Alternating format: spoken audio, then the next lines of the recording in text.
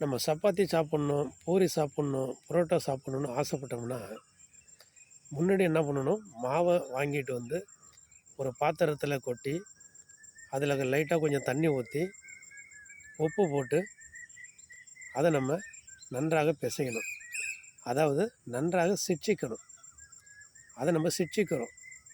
சிட்சிக்கிற பொழுது தான் அது புரோட்டாவாக மாறும், அது சப்பாத்தியாக மாறும், அது பூரியாக மாறும். அப்போ தான் நம்ம அதை சாப்பிட முடியும். அப்போ தான் அது நமக்கு உகந்ததாக இருக்கும். அப்போ தான் அது நம்மளுடைய ஆத்துமாவை இன்பமாக்கும், நம்ம பசியை போக்கும், நமக்கு மகிழ்ச்சியை, முகக்கலையை அது உண்டாக்கும். பாருங்கள், சிட்சித்து போதிக்கிற மனுஷன் பாக்கியவான் என்று வசனம் சொல்லுகிறது.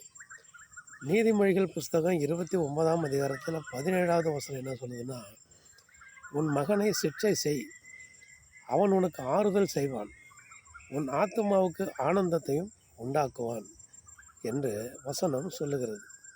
பாருங்கள், அப்போது அந்த மாவை நம்ம சிட்சை செய்யலைன்னா அது மாவாக தான் இருக்கும், அது பார்த்த மாதிரி தான் இருக்கும், அது நம்ம சாப்பிட முடியாது.